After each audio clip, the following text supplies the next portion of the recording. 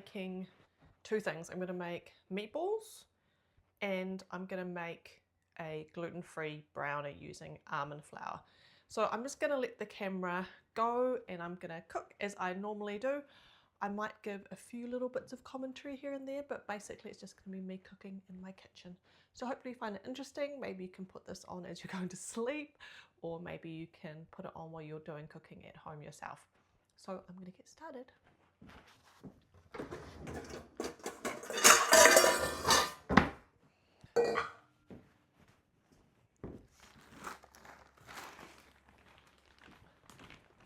I had to go and pick up a few groceries.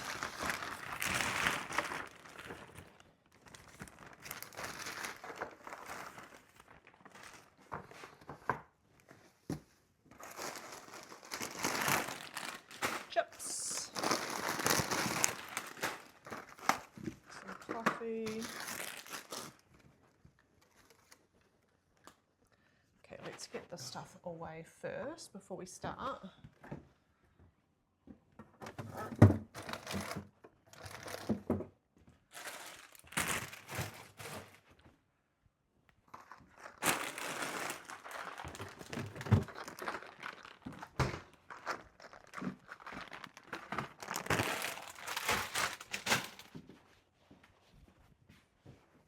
I'm making the meatballs with pork mince.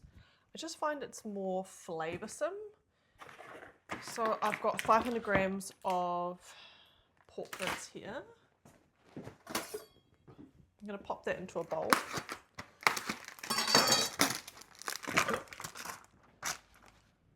And into the same bowl, I'm going to put one large egg. These are mixed sizes, so I'm just going to choose the biggest one.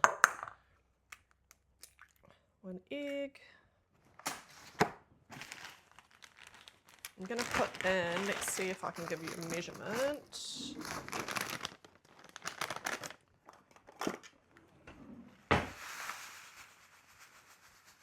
I reckon a quarter cup of, these are panko breadcrumbs, but you can use whatever breadcrumbs you like.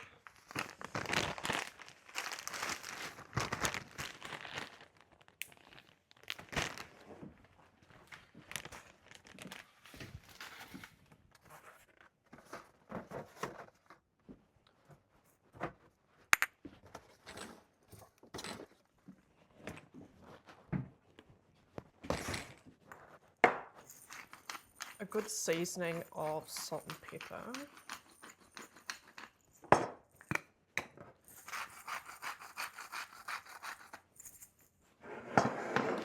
Some, I think herbs. I'm going to go oregano, rosemary, basil, and some parsley. Do I have parsley? Yeah, and some garlic powder.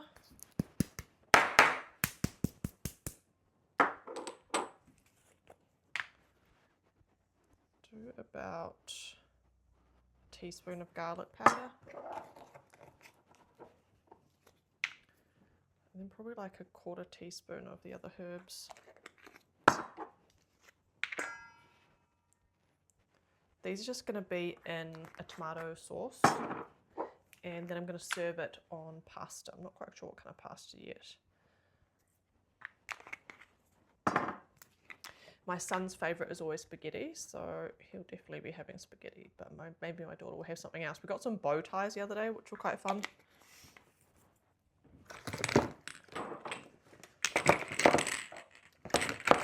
Okay, and then I'm going to put in a splash of milk.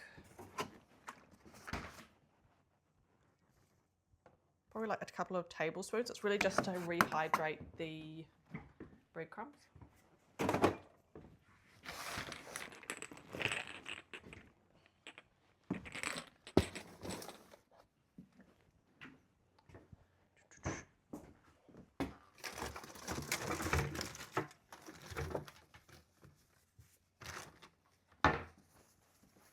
I'm going to use a glove to do the mixing with because it just gives me the ick.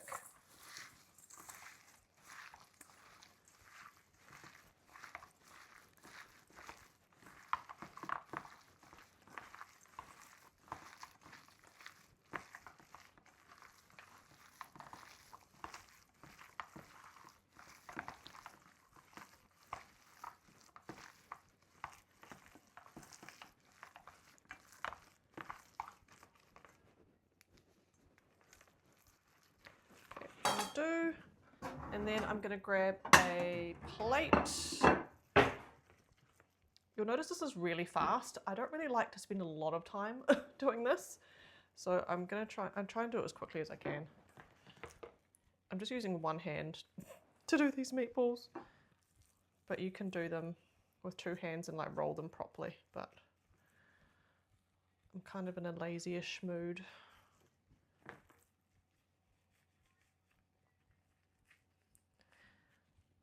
There's a long weekend coming up this weekend, so Waitangi Day is on Friday the 6th of February. So that gives us a long weekend this coming weekend. So it's a 4-day week coming up. I'm making these, I don't know, maybe like 1 inch in diameter. I do quite like to do them quite small. Sometimes I do them smaller than this. I kind of think they're cute. And then I've seen some people just do like really ginormous ones, but I kind of like this size. I've done these before with a mixture of beef and pork mince as well. You can actually get a mixture at the supermarket, but I find the beef quality in the mix is not that great. I usually try and get like the lowest fat beef mince that you can get.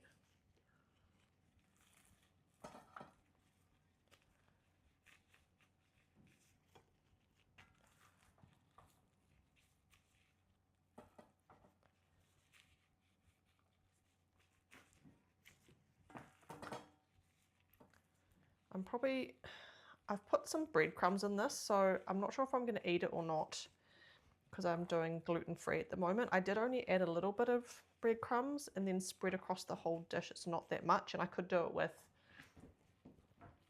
the gluten-free pasta that I've got, but I don't know.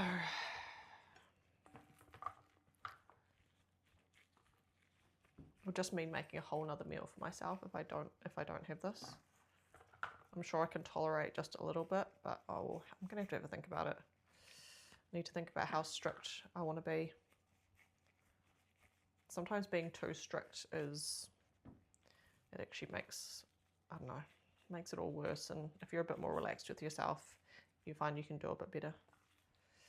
Okay. So once I've made these into the balls, I'm just going to fry them off in a frying pan, and then I'm going to, while they're frying off, I'll make the tomato sauce, and then the meatballs go into the tomato sauce and they cook. I try and cook them for quite a long time because the flavors all kind of come together from the pork and all the herbs and stuff inside the pork and infuse into the sauce, which is really nice. Okay, I'm going to take this glove off. Over there. Just put that to the side for now.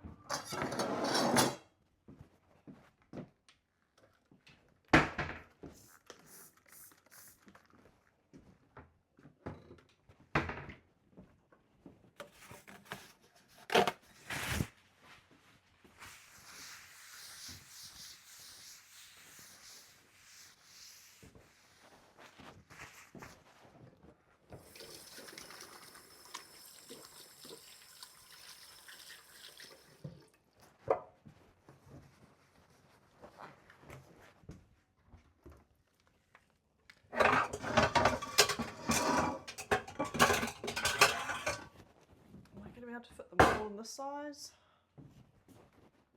Give that a go.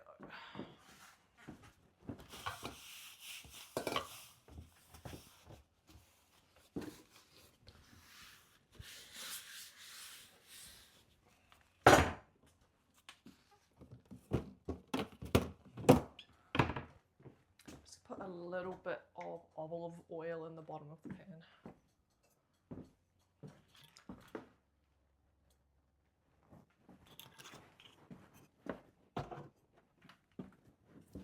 Okay, the red sauce, I'm going to do it in a big pot because I know the meatballs are going to have to go in as well.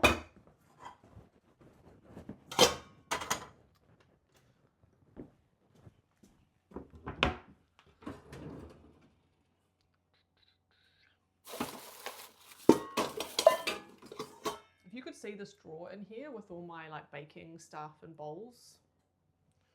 It's quite embarrassing.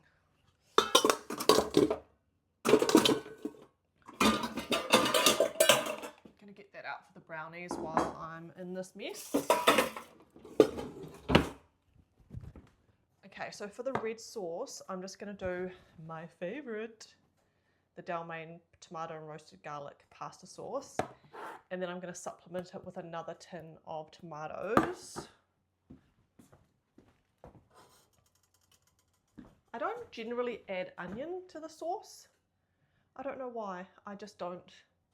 Wonder if I should add a little bit. Do you know what? No, I'm going to be lazy and not add any onion. So all I'm going to do is put some olive oil in the bottom of the pot.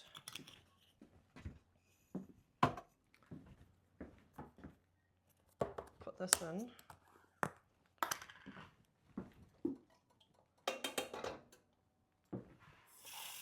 Rinse out the extra sauce with like half a cup of water.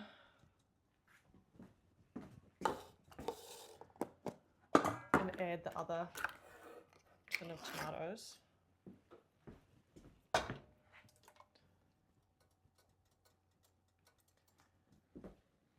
These are whole peeled tomatoes. I used to always get the chopped tomatoes, but they're so watery. I think they add extra water or something like that, but I always find the whole peeled tomatoes are way richer and nicer, so I just get them now. So I'm just going to use a potato masher just to break up the tomatoes.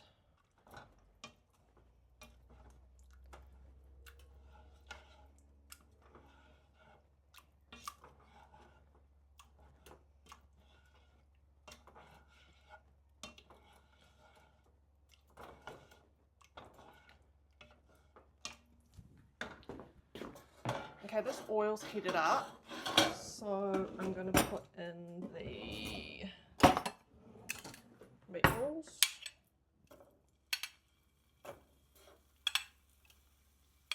You don't need to cook them all the way through at this stage. You just want to get a nice brown on them, and then they're going to go into the sauce.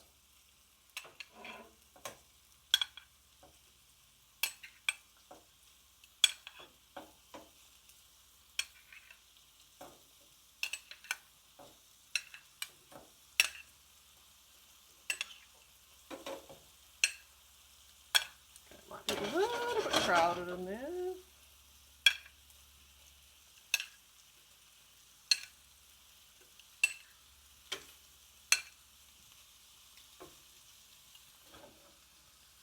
Okay, put that on a relatively high heat because I do want them to brown.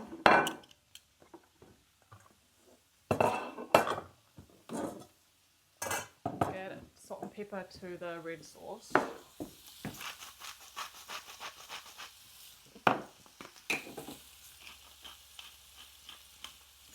And I might just add some extra garlic powder because I didn't put any fresh garlic in, which I actually normally do and I forgot. So I'm just going to put in some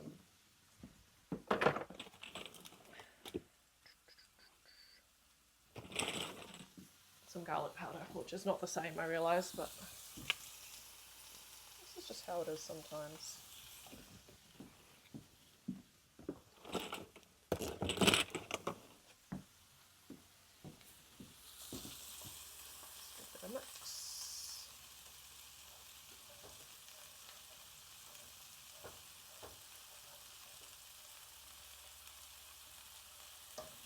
Okay, so that's pretty much done.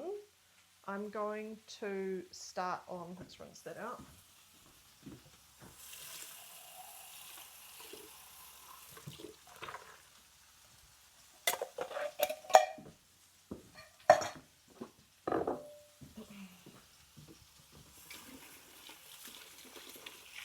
I'm going to start on the brownies. These brownies I actually had at a party the other week, and I immediately asked for the recipe. I was like, I need that recipe, but I'm going to make them gluten-free, so I'm going to make them with almond flour instead. So let's see, I'm going to be referring to a recipe. So 200 grams of unsalted butter. Well, we've got salted, so we're just going to go with that. 200 grams of dark chocolate chips, 1 cup. Okay. Place butter and chocolate chips in a heat-proof bowl. Microwave on 30-second bursts, takes me 1.5 seconds until melted. Okay, so I want butter and the chocolate chips in here.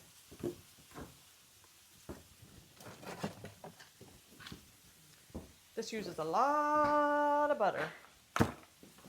And butter is so expensive. I don't know how much it is where you guys are, but so it's 1, 2, 3. But in New Zealand, you're lucky to get a 500 gram block of butter for $8. Would be like, you'd be like stoked if you found one on special for $8. But it really has crept up, and it's one of those things that I just can't live without butter. Probably go through like a block every 2 weeks, especially when I'm baking and stuff like that. You just race through it. Okay, so 200 grams of butter, and then 200 grams of dark chocolate. I just got this, which is a Cadbury Old Gold dark chocolate, 70% cocoa, instead of chocolate chips. So that's just, and this is 200 grams. Is it? 180 grams. It says 200 grams, but we're going to ignore that.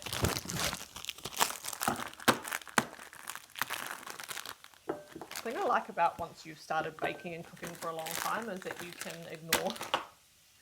totally ignore the rules. I say that now, and this is going to turn out, I'm probably going to be cursed now, and it's going to turn out terribly. Okay, I think I need to turn over these.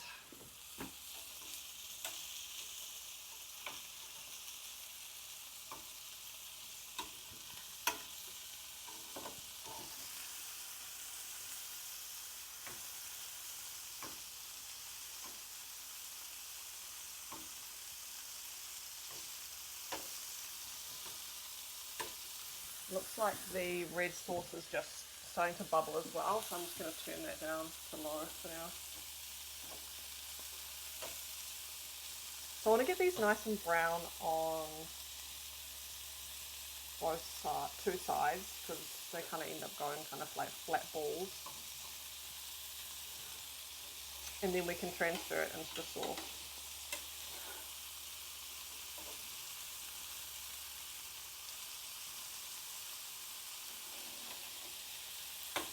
My daughter loves these meatballs that I make, but my son, if I give him meatballs, he'll say, "No meatballs!" I don't know why he doesn't like them. He likes the sauce. He likes the sauce on his spaghetti. Okay, so I've turned those, give them a few more minutes. Just plate down.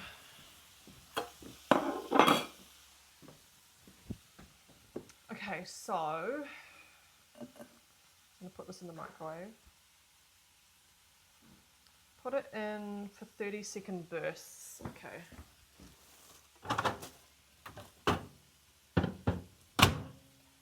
I've actually got a melt soften function, so I'm going to try that.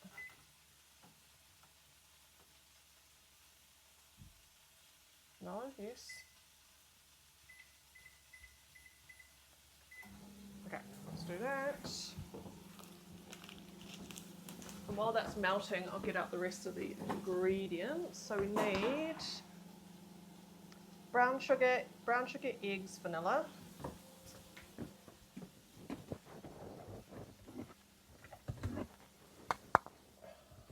Brown sugar.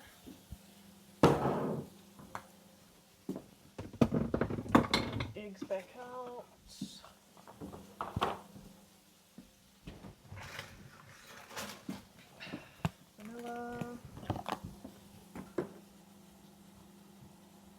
Cocoa powder. Now this is when things can go really wrong and you realise you don't have one of the key ingredients.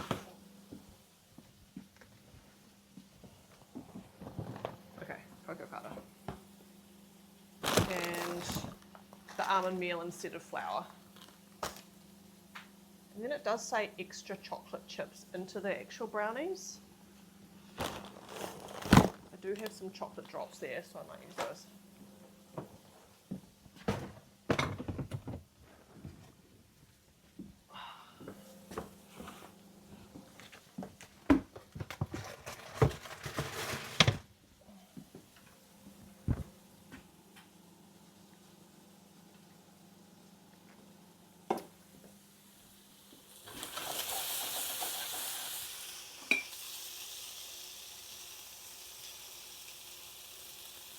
Okay, these are looking quite nice and brown.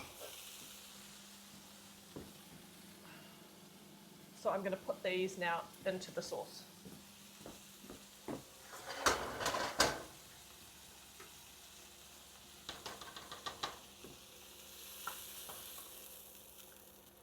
And you really want to get all the nice crispy bits off the bottom of the pan. So what I normally do is just chuck a little bit of water just to deglaze it.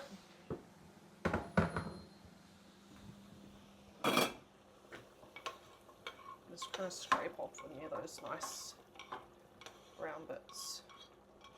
Because all that is flavour.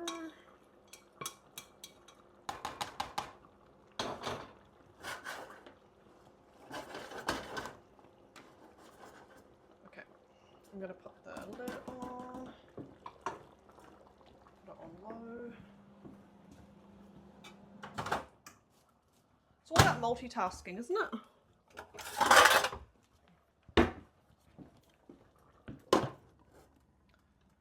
Okay, that's on low.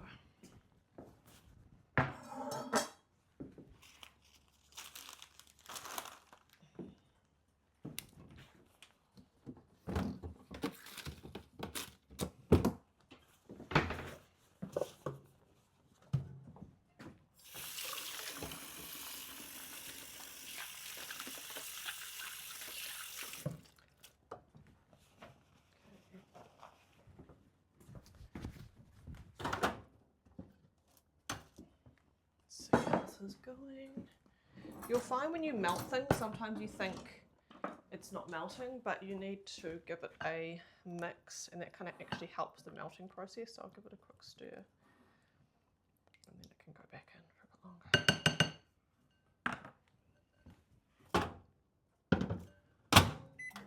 Now I need a tray for these brownies.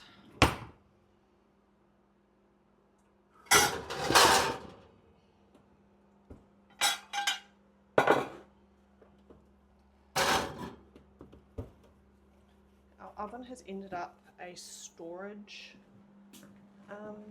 cupboard because we only really use this like oven air fryer thing now since we got it.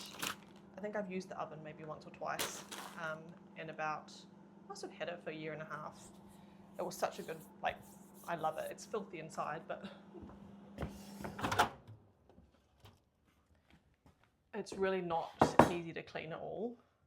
It's actually near impossible. At the start, we were like religiously wiping it down every time and giving it a clean, like a really deep clean once a week, but it just doesn't do anything. It just like, if anyone's got any tips on cleaning it, that'd be great.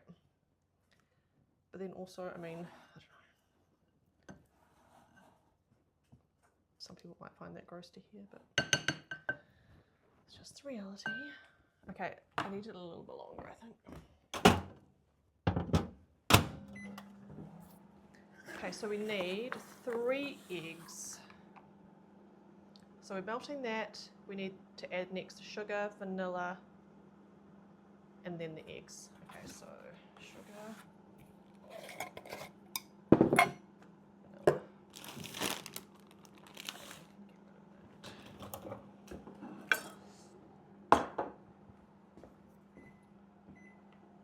How much sugar? 1 cup. 1 cup of brown sugar, loosely packed. Okay. Do that.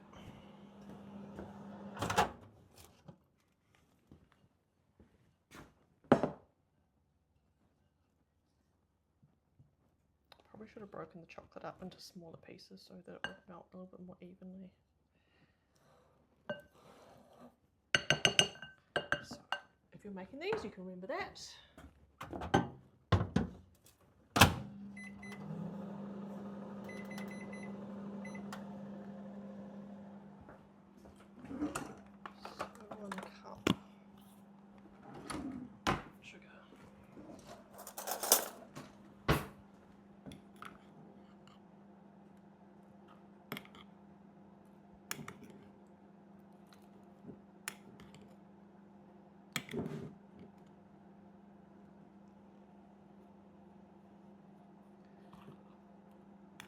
This brown sugar is actually quite well packed in here, so I need to be careful not to overdo it.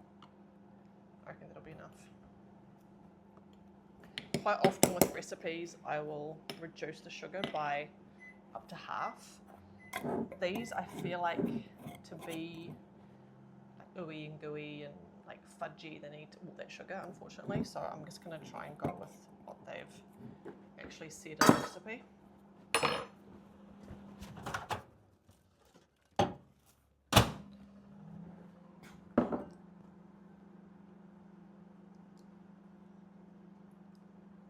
There's still a bit of a chunk there, but I reckon it's fine.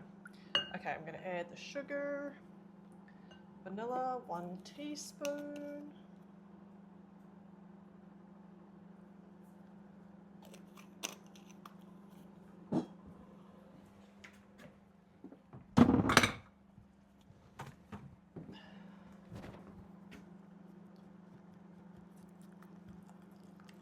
It says to beat the eggs first, but I'm going to ignore that instruction.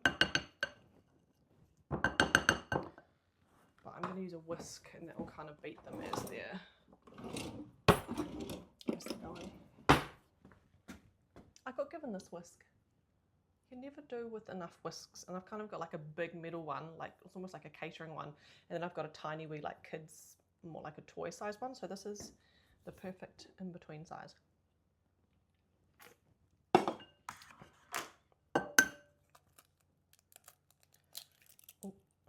Tiny shell. This one.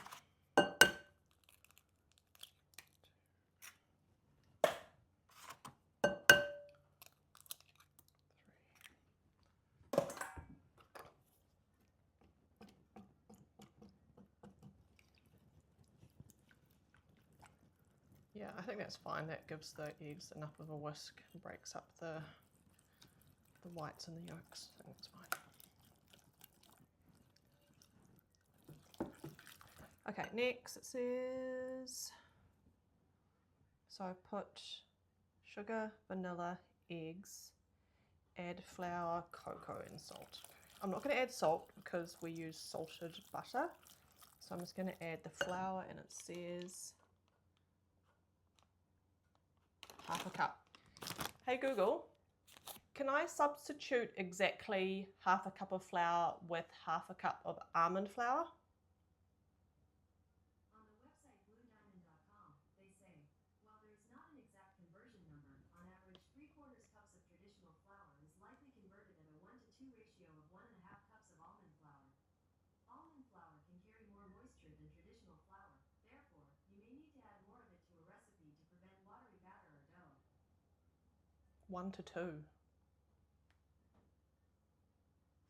I need to, sorry, I did not understand that. I'm going to have to look it up here.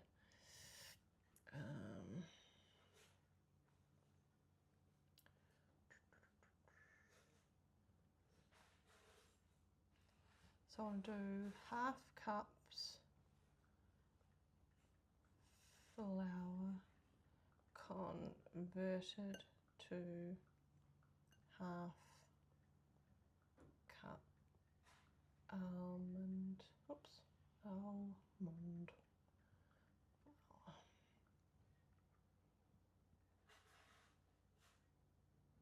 Says to convert half a cup of wheat flour to almond flour, start with a ratio of 1 to 1 using half a cup of almond flour, but be prepared to add 1 to 2 tablespoons more if the batter is too thin.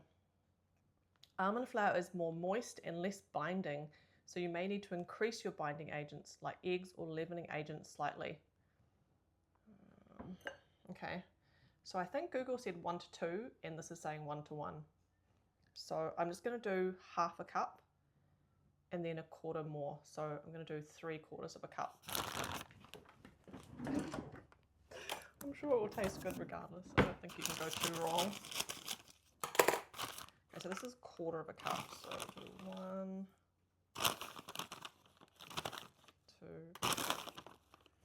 3. Okay, I think I need to swap over to my other spoon. Was that everything?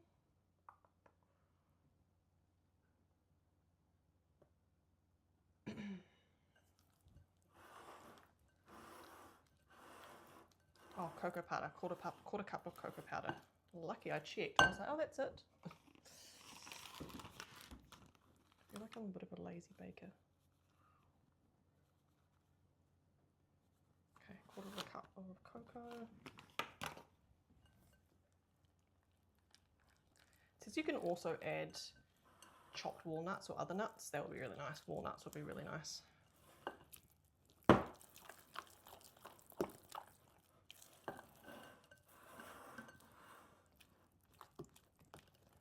Okay, and then it says some dark chocolate bits. So it says 180 grams, but I've just got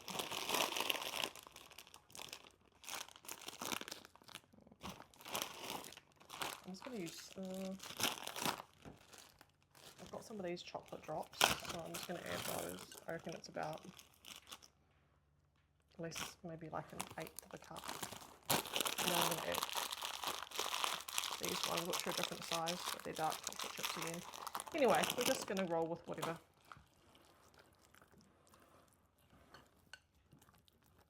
Are you okay? Yeah?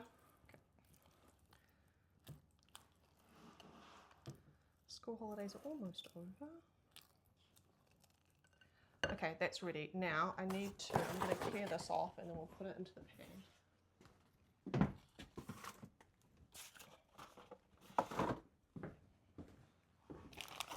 I've also got white chocolate chips here.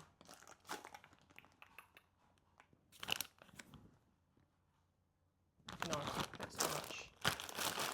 And my daughter actually doesn't like white chocolate chips, but it would just look nice with little bit specks of white in there. But no, let's not do that.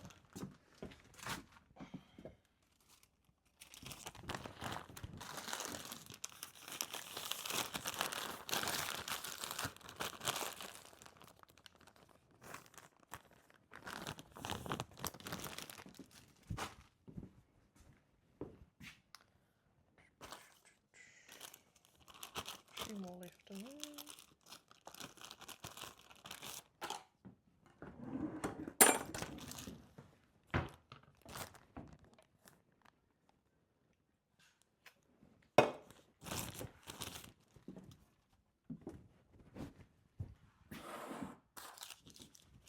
Okay, so it says we're going to bake at 180 or 160 fan forced. So this oven is fan forced, so it's going to 160 degrees Celsius.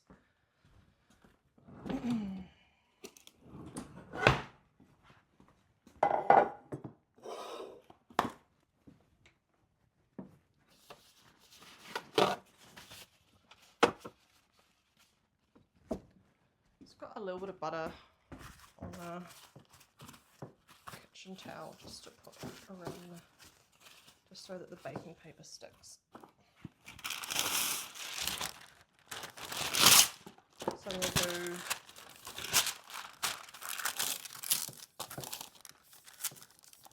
just like that. This fits perfectly.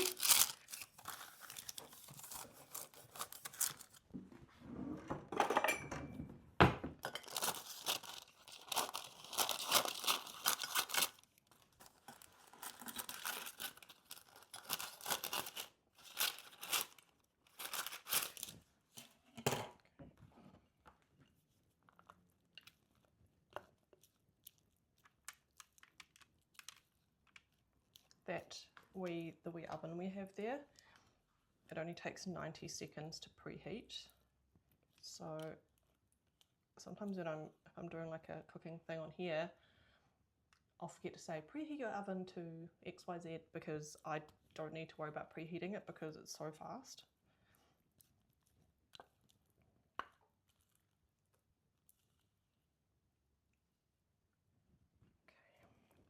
Okay. Hopefully this tin isn't too big. What did it say it's supposed to be? 20 centimetre square tin. Okay, well first of all this is not a square. So I would say this is probably a bit too big, so I think this is probably going to cook longer. But sorry, it's going to cook much faster than they say it is. It says to cook 32 minutes. That's very exact. If you didn't use the extra chocolate with stirring and reduce cook time by 2 minutes. So I'm going to start with 20 minutes and then check it.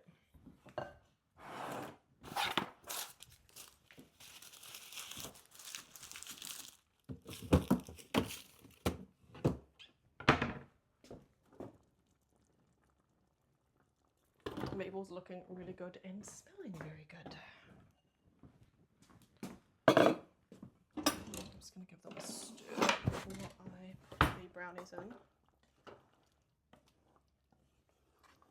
I've got some fresh Italian parsley outside, which I might actually grab and put in as well. Okay, so I need to remove all this crap that's on top here.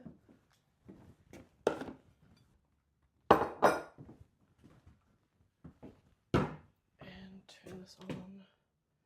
So there's lots of different functions. So we're going to go bake for 160 for 20 minutes. Okay, so you press start and then it starts heating, and it says here preheat, and then it beeps to tell you that it's ready to go in.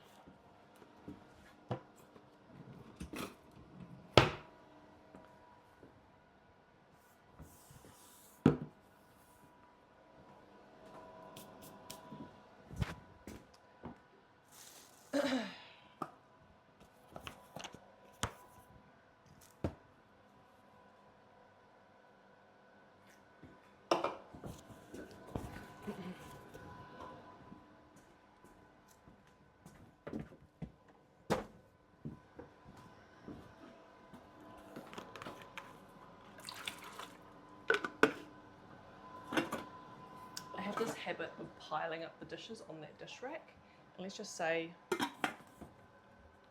doesn't make me the most popular person in the house.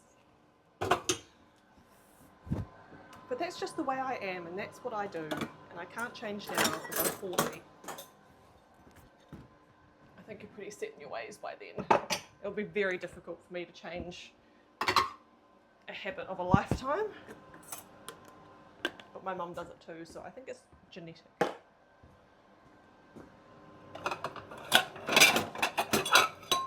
It usually happens when the dishwasher's full, clean, but not ready to be emptied yet because it's all still wet. And I just hand wash some dishes and then I just pile them up. Okay, so that beeps, that means it's ready. So I'll just put this in.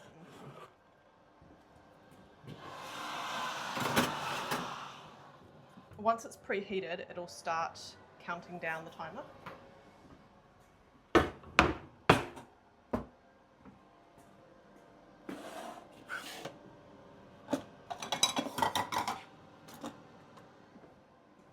Right, let's see how long we've been on for. 41 minutes. Okay, so I started this video 41 minutes ago, and I've got brownies in the oven. I've got the meatballs done. I've almost cleared the dish rack. That's pretty good. I do need to clear up a little bit, so I reckon 45 minutes to get that all ready, and then you just have to wait and chuck on some pasta for the meatballs. And hopefully those brownies work out considering my slight adjustments to the recipe. I'm sure it'll be fine. Okay, I'm gonna finish cleaning up and then I will come back and hopefully there'll be some magical meatballs and some delicious gluten-free chocolate brownies. The timer's just gone off for the brownies for the 20 minutes that I first set, so let's get them out and see how they're looking.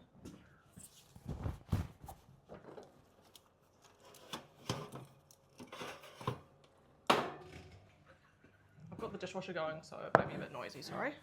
Okay, I think these actually look really good. They're not super firm to the touch, but I think they'll keep cooking as time goes on, and I want them to be kind of soft and gooey, so I reckon they're gonna be good. I'll bring you down and show you them, but I'll bring the meatballs over as well so we can look at both and admire them. Okay.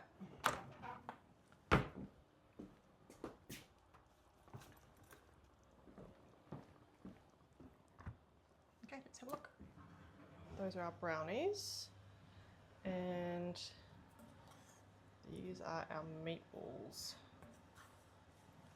I went into the garden and grabbed some of our very sad looking flat leaf Italian parsley, chopped that up, and I've stirred that through as well. I think that looks actually really good.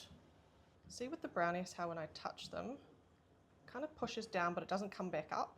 So it's not like it's springy, like really overcooked. It kind of stays down. I think it's just right. I couldn't wait till they'd cooled down, so I'm having one now.